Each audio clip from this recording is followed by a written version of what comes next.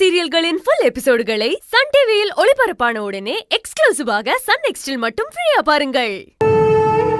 மவனே சூப்பர்ரா சூப்பர்.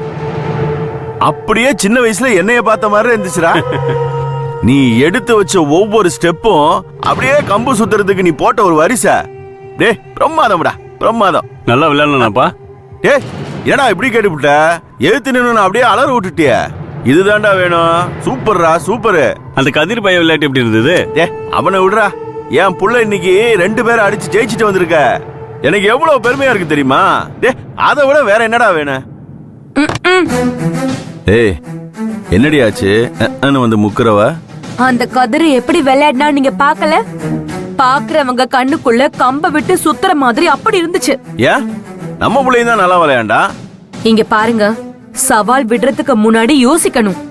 4 செவத்துக்குள்ள நடக்கிற சண்டையா இருந்தா நானும் இப்படிதான் புள்ளைய தட்டி கொடுத்து பெருமையா பேசிருப்பேன். ஆனா இது அப்படி இல்லையே.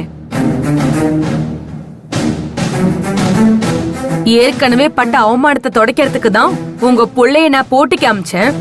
மறுபடி அவமானப்பட்டு மனச ரணமாக்கிக்கிட்டு இந்த ஊர்ல இருக்கிறவங்க மூஞ்சில முழிக்க முடியாதுங்க.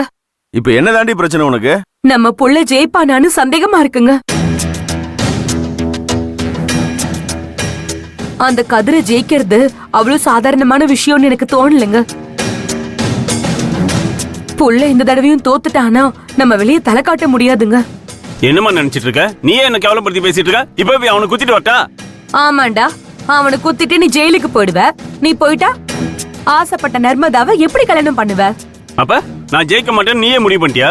ஜெயிக்கணும்னு நினைப்பு இருக்கிறவன் இப்படி கோவப்பட மாட்டான், அவசரப்பட மாட்டான். என்ன நீ இப்படியே பேசிட்டு இருக்க? நான் ஜெயிக்க கூடாதுன்னு கோயில போய் நீயே பூஜை பண்ணு போல இருக்க.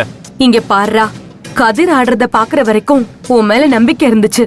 நேர்ல பார்த்ததுக்கு அப்புறம் எனக்கு பயம் வந்துருச்சுடா. அவனை ஜெயிக்க முடியாது நீயே முடிவு பண்ணிரு. அவனே தள்ள தூக்கி வச்சு கொண்டாடு. டேய் முரளி, டேய்